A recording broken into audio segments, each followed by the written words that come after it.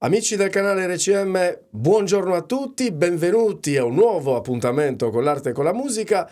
E quest'oggi si parla di arte, si parla di libri, di scrittura. Lo facciamo con Michele Azzeni, ma dopo la sigla.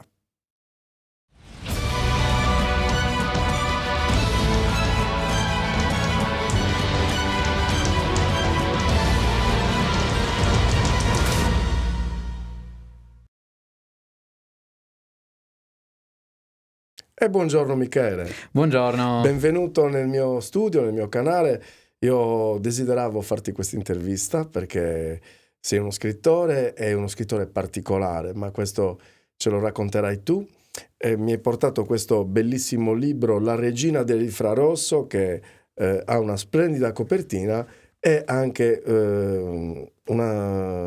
un nome fantastico, un nome molto bello che mi dirai come ti sei ispirato a questo nome. Inizio intanto ringraziandoti per questa possibilità di poter parlare del mio romanzo a chi sarà abbastanza gentile da seguirti. E ti rispondo subito. Allora, quando pensavo a questo romanzo, prima ancora di pensare al titolo e prima ancora di pensare al contenuto stesso del romanzo, stavo attraversando una ricerca. Avevo fin da bambino il desiderio di scrivere un romanzo, ma non pensavo che l'avrei veramente scritto, fino a che non ho vissuto un'esperienza molto molto particolare che mi ha portato appunto a questo risultato qui. E posso raccontartela? Certo, devi, Devo? sei qua per questo. È iniziato tutto come un gioco. Ecco. E in effetti era un gioco. Io, grande appassionato di giochi di ruolo, frequentavo degli amici che per tanti anni sono stati il mio gruppo di frequentazioni. Perdonami, cosa sono i giochi di ruolo? Entriamo nello specifico. Il gioco di ruolo è un'esperienza narrativa. Ecco. Oggigiorno il termine è stato e viene utilizzato in tantissimi campi, soprattutto videoludici. Quando si parla di videogiochi, si parla di giochi di ruolo come a un gruppo di giochi dove tu interpreti le storie di uno o più personaggi che, affrontando queste esperienze, crescono, diventano più potenti, più Certo. forti, fino a che riescono a vincere le loro sfide. Ecco. Però originalmente i giochi di ruolo erano un'esperienza narrativa, sono nati in America. Ecco. Il più conosciuto è sicuramente Dungeons and Dragons, da cui poi si sono ispirati in questi ultimi 50 anni per fare di tutto e di più. E per me è stata un'esperienza di fuga dalla realtà per tanti anni. Io, persona piena di fantasia, volevo parlare dei miei mondi immaginari, volevo raccontare le avventure incredibili dei fantastici eroi che avevo in mente e volevo io stesso essere un supereroe, volevo essere un avventuriero in cerca di fame e di gloria che affrontava angeli, demoni e draghi lanciando palle di fuoco, fulmini e altri incantesimi incredibili. Bellissimo. È stato molto divertente.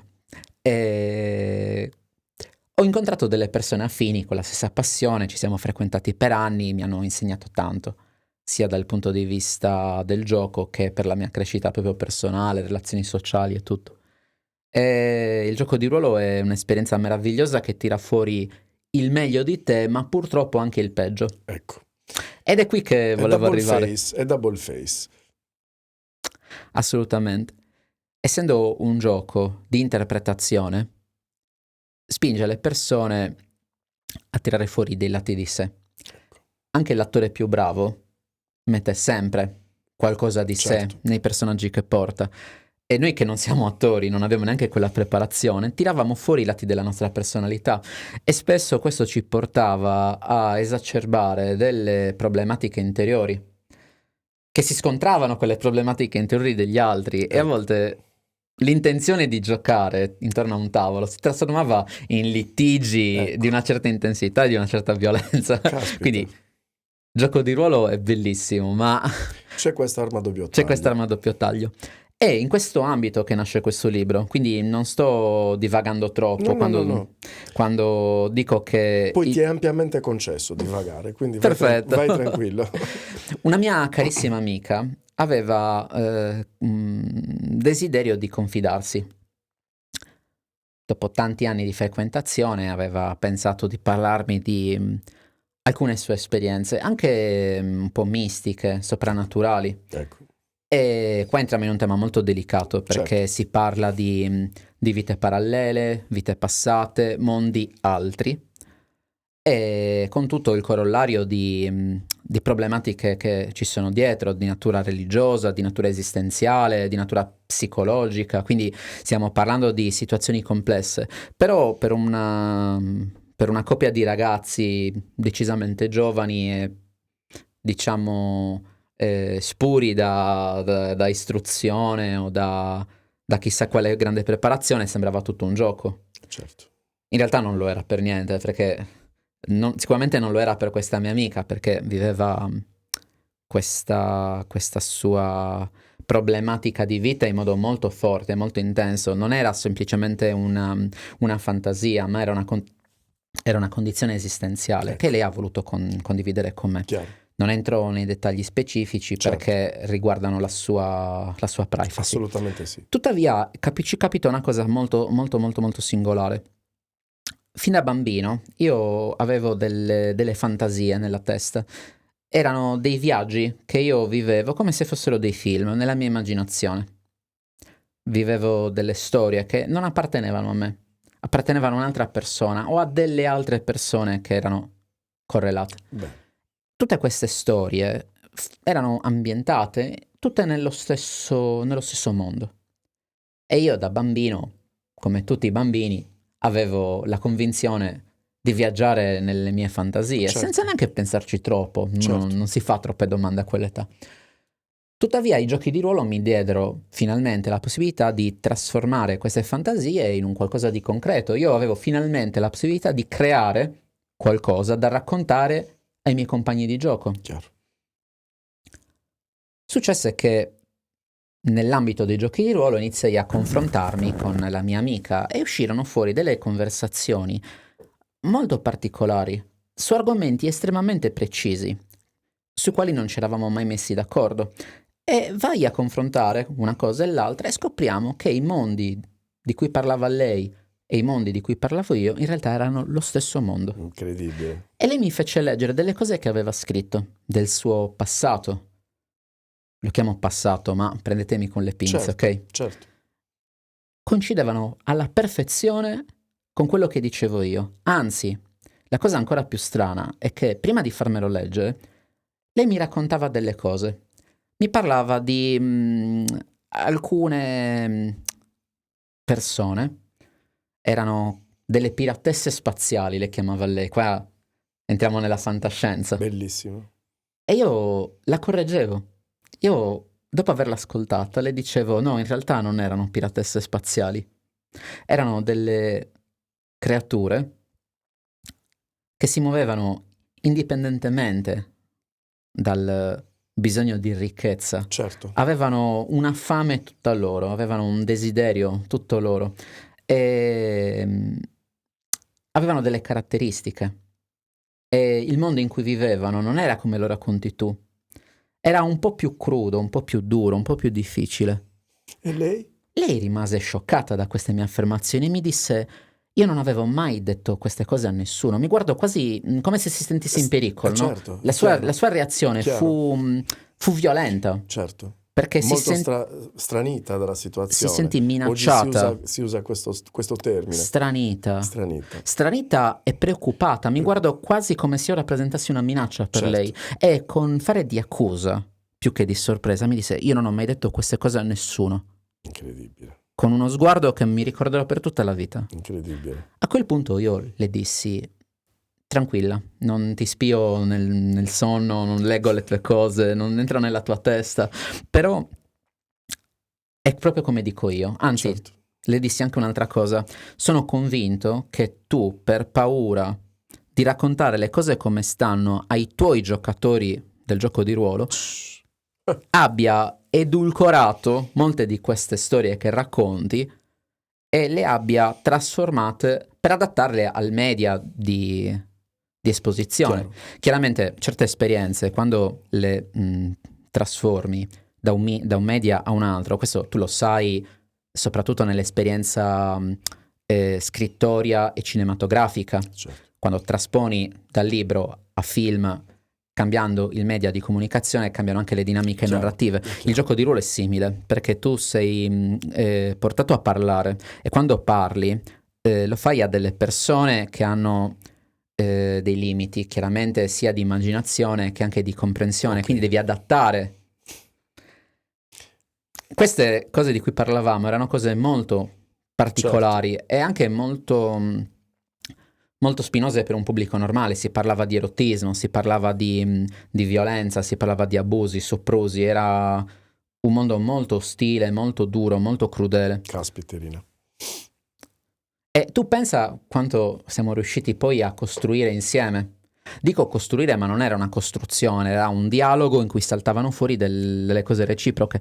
E a quel punto lì c'è stato un cambiamento dentro di me, Ecco. perché le fantasie, che io pensavo fossero fantasie, confrontate con le cose che mi aveva proposto questa mia cara amica, spalancarono in me una consapevolezza, non erano solo fantasie. Certo. Iniziai a viverle come dei veri e propri ricordi.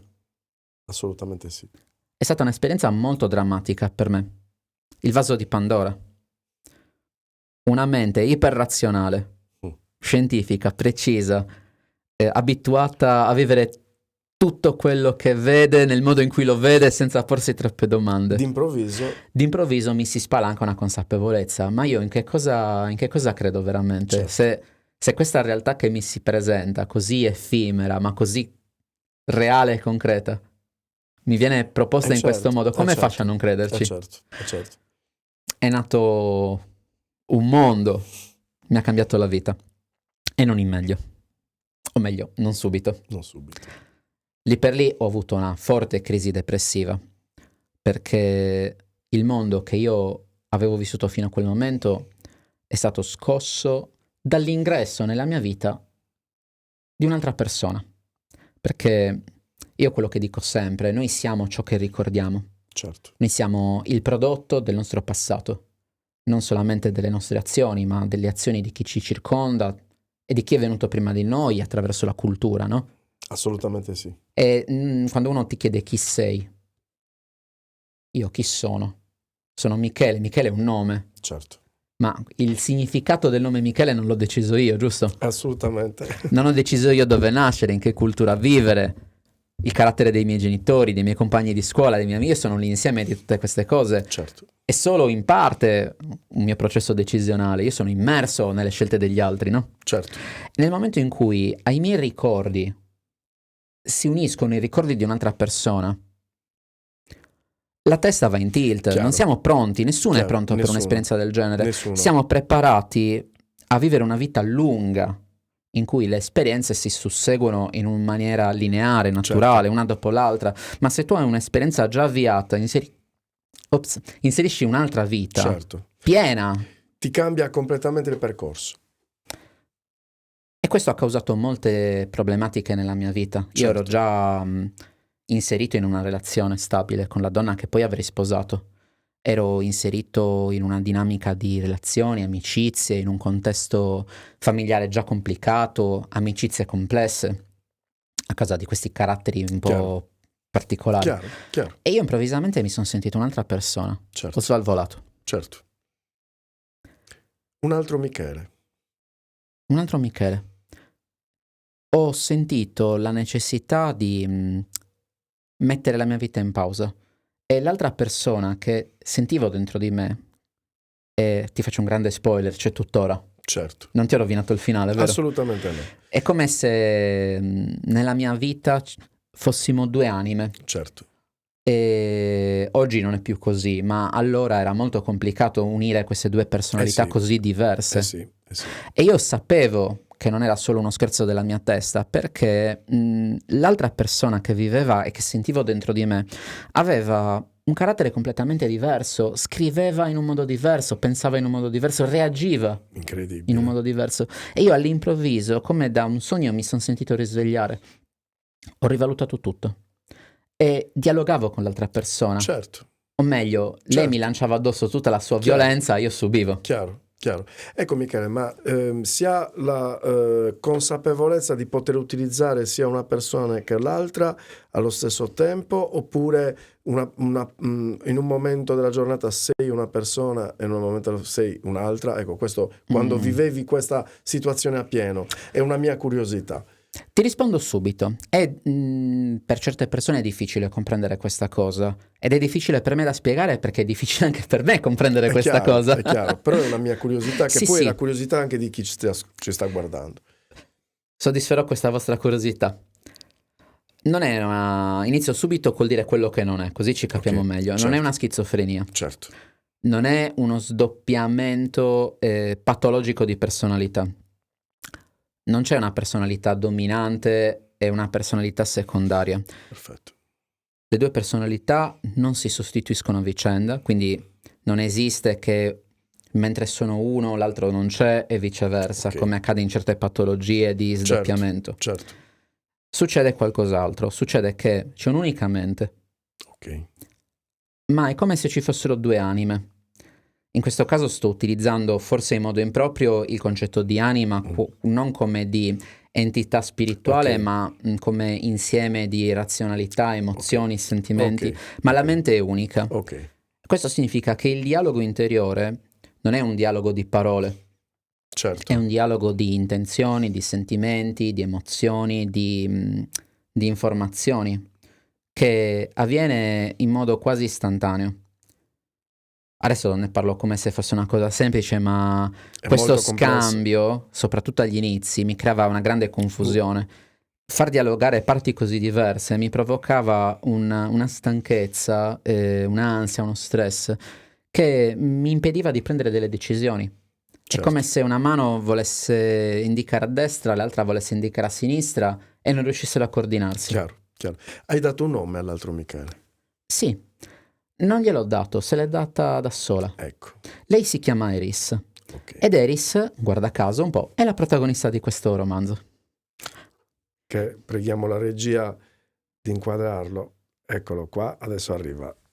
Quindi Eris è la protagonista, questa è la copertina, poi ci parlerai della copertina, e questa è la protagonista di questo romanzo. Esatto. Ma che meraviglia. Pensa quanto... Non vedo l'ora di leggerlo. Ti auguro una buona lettura. Grazie. Spero che oltre a questa curiosa presentazione ci sia anche un po' di bravura. Assolutamente, ma sicuramente è tanta, perché già per ciò che hai detto sino adesso... Le premesse sembrano interessanti. Hai un'intelligenza e una profondità incredibile, già solo per come ti sei presentato. Ecco, però non volevo interromperti, perché era la curiosità sapere se avevi dato un nome e tu mi hai risposto no, non gli ho dato un nome, lei ha un nome e si chiama Eris. Bene, puoi proseguire. Intanto interrompimi quando vuoi, altrimenti io da solo non mi interrompo mai. Tranquillissimo, vai. Questo è il mio habitat naturale, non Benissimo. sono minimamente impaurito di parlare al pubblico. Ma assolutamente, certo. Ho da sempre questo dono di parlare anche troppo. Che meraviglia. Allora, tutto quello che ho detto finora non lo troverete nel libro. Certo. Questo è un retroscena che ho raccontato sempre e soltanto alle persone che mi erano più vicine. Non tanto per una questione di riservatezza, solo per una questione pratica. Le persone che mi conoscono e che hanno avuto modo di parlare con me hanno ricevuto questa presentazione che ora dono a tutto il nostro pubblico. Grazie. Ma mi sentivo di risponderti in questo modo così esaustivo perché volevo far capire, come ti ho detto prima dietro le quinte, che questo libro non è solamente un'opera di fantascienza scaturita dalla fantasia di uno scrittore, ma è una vera e propria autobiografia. Ecco, bellissimo. Certo, è un'autobiografia se ne parlo dall'ottica di Eris, parla di sé. Certo. Ma è anche una metafora della mia vita come Michele, perché le fantasie che vivevo non erano l'unica cosa di Eris che avevo dentro di me, avevo anche delle paure, degli atteggiamenti, delle passioni, delle spinte, no? Dei vettori che mi portavano in certe direzioni e che io non riuscivo a capire. Quando ho iniziato a entrare più in sintonia con il carattere di Eris, e lei fece lo stesso con me, iniziai anche a dare un significato ad alcuni degli atteggiamenti, dei comportamenti che Certo, mi sembravano frutto di compulsione o chiaro. di altri fattori. È come se improvvisamente i pezzi di un puzzle iniziassero a incastrarsi. È stato come se la mia vita avesse preso finalmente un significato. Non sapevo ancora dove mi avrebbe portato, ma Certo. iniziavo a interpretare alcuni elementi del mio passato e inserirli in un contesto che scoprivo essere molto più vasto di quello che avevo immaginato. È Incredibile. È incredibile. incredibile. Pensa, uno un giorno si sveglia e dice: ma io sono Michele Azzeni, sono nato a Cagliari negli anni '80, ho vissuto una vita semplice, non mi conosce nessuno, Certo, ho 4 amici, proprio contati 4, certo. e poi scopro di essere un'aliena venuta da un altro tempo, da un altro spazio, da un'altra dimensione, con un passato incredibile, una storia... Stupendo. E... È stata un'emozione per me, Certo. grande, grande, grande. All'inizio pensavo di essere completamente fuori di zucca, Eh beh, è normale, perché ti sballa. Mi sballa, ma poi ti dà anche una presunzione di Certo. essere superiore, di Chiaro, essere... chiaro. Chiaramente prendimi con le pinze, io dico di essere superiore, ma era lei che si sentiva superiore. Tra l'altro ti dico un'altra cosa interessante. La prima cosa che lei fece, appena presa piena consapevolezza di essere una persona a sé stante, fu quella di mettere in dubbio tutte le cose che io pensavo fossero il fondamento del mio carattere. Lei ha distrutto in poche ore, non ti parlo di giorni e di anni, ti parlo di ore, Ore. minuti, ha distrutto tutti i pilastri fondamentali della mia vita. Incredibile. Il mio matrimonio l'ha messo in crisi, Certo. la mia fede l'ha messa in crisi, i miei amici li ha messi in crisi. Caspita. Vuoi un esempio? Certo. Tu non credi in Dio perché ami Dio. La tua fede è ipocrita. Tu segui Dio solamente perché sei un vigliacco. Non hai la forza di volontà per prenderti le tue responsabilità e quindi deleghi le responsabilità dei tuoi fallimenti a qualcun altro. Certo. Dici di amarlo, ma in realtà lo stai usando come un cestino della spazzatura per buttare su di lui tutta la merda della tua vita. E dopo hai anche il coraggio di incolparlo per le cose in cui non riesci. Bellissimo. Bellissimo. È difficile per una persona così incentrata in se stessa sviluppare in modo autonomo un pensiero del genere nell'arco di minuti. Certo. Per quello io sono molto restio ad accettare che si tratti di uno scherzo della mia mente. Chiaro. È un'esperienza veramente significativa Chiaro. e singolare.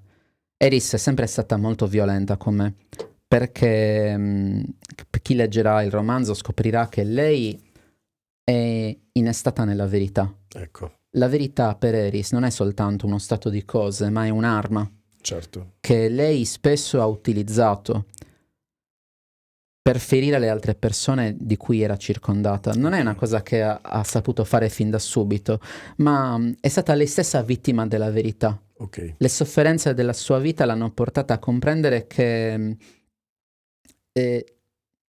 la ricerca della felicità spesso ci porta a vivere delle illusioni. E le illusioni più grandi sono quelle che diciamo a noi stessi. Certo. E c'è una frase che non ho inventato io, ma che dico sovente. Tutti mentiamo, e quando non mentiamo, quando non siamo impegnati a mentire agli altri, solitamente mentiamo a noi stessi. Ok. È una frase che ritorna spesso nella mentalità di Eris. È lei che sa usare la verità come un'arma, perché sa scrutare veramente nei cuori e nella testa delle persone.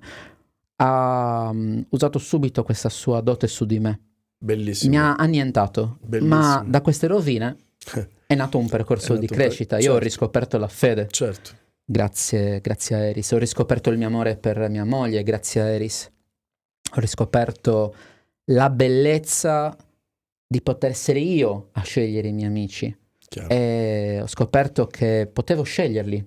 Certo. Non ero obbligato a supplicare in cerca di affetto quelle poche persone che si degnavano di starmi vicino. Certo. Eris sapeva di essere importante, io non lo sapevo, ed Eris non accettava, per la sua presunzione, per la sua superbia, di frequentare delle persone miserabili, come Chiaro. lei considerava quelle persone Chiaro, che frequentava. chiaro. E quindi mi ha detto, no, da adesso in poi non sarà più come hai fatto tu. Tu sei un miserabile. Adesso decido io sono la regina dell'infrarosso, capito? Io sono una regina. Ecco perché nasce la regina dell'infrarosso. Ecco. E io ho iniziato a vivere da re. Benissimo. Mi ha trascinato. Certo. Mi ha certo. trascinato dietro di sé. Hai parlato del tuo matrimonio, ma nella tua sposa attuale c'è un po' di Eris? Sì, assolutamente sì.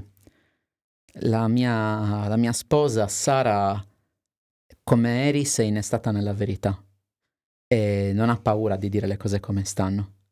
È forte, mia moglie, è forte ma allo stesso tempo è fragile. È forte perché vive su di sé la fragilità non solo sua ma anche mia. È forte perché per tanti anni è riuscita a sopportare le crisi che vivevo e che non riuscivo a gestire, Certo, compresa Eris. certo. Per lei è stato molto difficile vedere il suo fidanzato cambiare da un giorno all'altro e diventare una persona quasi radicalmente diversa. Chiaro. Eppure, ecco, se io avessi avuto in passato dei dubbi sul significato vero della parola amore, sono stato in grado di capirlo grazie a queste due figure, Eris e Sara, mia moglie. Sara mi ha dimostrato cosa significa veramente amare quando, nonostante tutta l'ostilità di Eris, lei ha combattuto. Caspita. Perché sai, Eris combatteva per certo. la sua superbia, per la Certo. sua presunzione. Lei diceva, no caro mio, io ora sono parte integrante di questo corpo, Chiaro. di questa mente, Chiaro. ora decido io cosa fare della nostra vita. Chiaro. Io in quel momento ero troppo debole per oppormi, ero triste, dispiaciuto, stavo Certo. vivendo un'esperienza drammatica per questioni familiari, lavorative, e quindi io che ero debole sentivo quasi una sorta di innamoramento verso la figura di Eris, così Certo. forte, autoritaria, è una sorta di narcisismo Te lo stavo per chiedere. un po' strano, un po' malato. Sì, Sicuramente sì. c'era una patologia particolare dietro questa situazione. Chiaro. Eris ha combattuto con zanne e unghie contro mia moglie Sara, Caspita. contro tutti i miei amici, contro il mio Dio, contro di me. Certo. Sara ha combattuto a suo modo, con le sue zanne e i suoi denti, Tua moglie Sara per tenermi stretto a sé. È una grandissima donna, perché già da quello che mi stai dicendo, anche per chi non la conosce, ma vi auguro di conoscerla, sì, perché vi cambierebbe la vita. Io vorrei anche invitarla, perché poi, se mi permetti, posso anche dirlo, che la copertina di questo splendido libro, La regina dell'infrarosso, l'ha fatta lei. Esatto, questa è una copertina di Sara Valente, esatto. Che già da anni fa questo mestiere, è una pittrice professionista, bellissimo. È una illustratrice di romanzi. Bellissimo. Pensa che una pubblicità gratuita, non pago niente, vero? Ma assolutamente no, io ho il mio canale a disposizione, è un canale no profit, quindi sia i musicisti sia gli artisti, ma ho invitato anche altri autori che hanno scritto libri e non hanno mai pagato nulla. Beh, quindi abbiamo fatto pubblicità gratuita anche al tuo canale. Assolutamente. Bene Michele, quindi mi hai raccontato una storia fantastica, ma nello stesso tempo reale, perché è molto concreta. È molto concreta, non è una... tu lo definisci un romanzo, ma io penso che questo non sia un romanzo, ma sia veramente una storia di vita. Permettimi di dire questo, ecco. Non ho detto biografia a caso, infatti, è un termine che ho utilizzato con precisione. Voglio anche aggiungere una cosa, se mi permetti. Devi. Quando i miei interlocutori mi ascoltano raccontare questa storia, corrono un rischio. Ed è normale, certo. È una cosa normalissima. Sentire parlare una persona come me di queste cose in alcuni può creare scetticismo. Certo. io per primo sono scettico, Certo. anche se ho vissuto queste esperienze così forti. Io non dirò mai Eris esiste, ma non lo dice neanche lei. Certo, certo, Spesso Eris si interroga sulla propria natura, così come io mi certo, interrogo sulla mia. certo, E un interlocutore esterno, un osservatore di questo contesto potrebbe dire questo è fuori di zucca. E potrebbe pensarlo. Potrebbe E avrebbe pensarlo. ragione di pensarlo, io non giudico e penso Assolutamente. che sia normalissimo pensarlo. Certo, Viviamo in una società dove è molto difficile leggere fra le righe ed è molto difficile distinguere segni da significati. La cosa importante non è che io sia sano di mente o fuori di zucca, non è importante che Eris esista o non certo, esista, certo. e non è importante che chi ascolta questa intervista creda o meno È nella mia chiaro, storia. è chiaro. Questo è un segno. Il significato è qualcosa di molto più profondo. Cosa rappresenta questa storia? Esatto, Cosa rappresenta l'esperienza di vita esatto. di questo povero cristiano Qual è che il oggi si sta messaggio? denudando? Qual è il messaggio? Certo, Ecco, io voglio invitare chi ci ascolta ad andare oltre questa dinamica di è vero o non è vero, ma di pensare a cosa questo può rappresentare nella propria vita. È un consiglio che io do in maniera abbastanza presuntuosa, ma sincera, onesta. chiaro. Non fermiamoci a chi siamo, a chi crediamo di essere. Non fermiamoci a giudicare quello che fanno gli altri o quello che gli altri dicono di essere. Soffermiamoci sul significato delle nostre azioni nella nostra vita. Parliamo dei sentimenti, parliamo del dolore. Il dolore è importante. Certo, Se io mi spezzo un'unghia, per quanto banale possa sembrare, se io non ho mai provato nessun dolore diverso dallo spezzarmi un'unghia, quello sarà il massimo del dolore che ho certo, provato nella mia vita e il certo, mio dolore è reale. Può certo, essere un dolore, quello dell'unghia spezzata, paragonabile alla perdita di un familiare. certo. Questo non significa ovviamente che le due cose siano paragonabili, non Chiaro, voglio dire questo, chiaro, voglio chiaro. dire che il dolore è qualcosa di molto soggettivo, va rispettato. E questo non vale solo per il dolore, vale per le emozioni, vale per le ragioni che guidano i nostri percorsi di crescita e di vita, Sì, giusto? sì, Sei sì. d'accordo con me? Assolutamente sì. Quindi Eris non esiste per se stessa. Io non parlo di Eris perché voglio convincere il mondo che Eris Certo, esiste. E certo, lei, posso dirtelo chiaramente, non certo. ha mai avuto questo desiderio. Chiaro. Anzi, lei è proprio la mano sinistra del re. Meno Ok, si parla di lei e meglio è. ok, ok. Il fatto è che io parlo di Eris perché penso che sia molto importante per tutte le persone dare un significato alla propria vita. Certo. Io l'ho dato in funzione di Eris e del rapporto che ho con lei, ma ciascuno di voi che ci ascoltano in questo momento deve fare altrettanto. Chiaro, chiaro. Io dico che cosa mi hai suscitato la curiosità, che non è più una curiosità, ma la bellezza di conoscere Eris. Ecco, questo è quello che è scaturito da questo dialogo con te, perché questo è un salotto, non è un'intervista, io non sono un giornalista, ma sono E semplicemente... io non sono uno scrittore, sono un poveraccio. Ecco, la cosa bella è che tu hai suscitato in una maniera del tutto naturale, perché noi non abbiamo mai programmato nulla, io non programmo nulla, ma vado solamente a braccio nelle interviste che faccio, è questo, cioè, che è quello che poi anche da casa penso che voi tutti vogliate leggere questo libro per conoscere Eris. Ecco, Eris vi lascerà qualcosa. Di questo ne sono certo. Ne sono certo anche io. Ecco, hai il microfono libero per i saluti, quindi per... Saluto mamma da casa, ciao! Ecco, puoi dare qualsiasi tipo di messaggio, qualsiasi tipo... Ecco, saluta chi vuoi e dai qualsiasi messaggio. La telecamera tua personale è quella. Allora, quello che voglio dire subito è una gioia che voglio esprimere per essere qui. Io non ho mai scritto questo romanzo per un guadagno economico, perché già solamente scriverlo per me era una sofferenza. Questo romanzo è stato scritto per esorcizzare un demone che avevo dentro. pensavo di liberarmi di Eris scrivendo di Eris, ma invece parlare di lei, attingere ai suoi ricordi, che erano ormai diventati anche i miei, mi ha portato a conoscerla meglio. E mentre io conoscevo lei, lei conosceva me. E ci siamo aiutati vicendevolmente. Ho raggiunto una grande consapevolezza che deriva unicamente dall'aver perso del tempo. Ma oggi potrei dire ad aver impiegato il mio tempo in modo prezioso per fare un separé, diciamo, dall'esterno all'interno. Mi sono chiuso in me stesso e ho guardato la merda che c'era nell'oscurità più recondita del mio cuore. E guardare l'oscurità che avevo dentro, immergermi in quelle tenebre, era veramente, veramente terribile.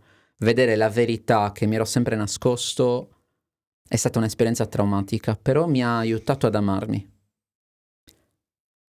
Mi ha aiutato ad amarmi. La luce è importante. Io penso che tutti dobbiamo essere protesi verso la luce.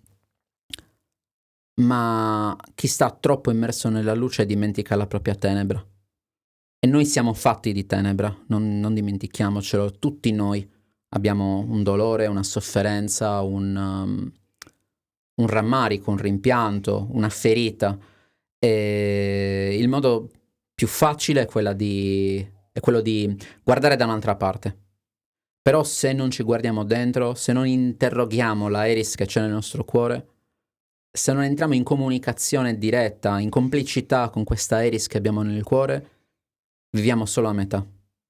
Viviamo solamente a metà. Non siamo noi stessi. Vivere a metà non significa essere una parte di sé. Significa non essere proprio se stessi. Noi non siamo fatti per essere delle metà o delle parti, delle frazioni. Noi siamo esseri umani. Nella nostra completezza, nella nostra integrità. E perciò dobbiamo guardarci nella nostra integrità. Non ci sono delle parti brutte. Non ci sono parti brutte e parti belle. Ci sono delle parti. E quando iniziamo a non vederle più come parti, ma a vederle come una bellissima, bellissima interpretazione, una bellissima completezza, a quel punto riusciamo a essere veramente felici, perché ci rendiamo conto di chi siamo veramente. La verità rende liberi.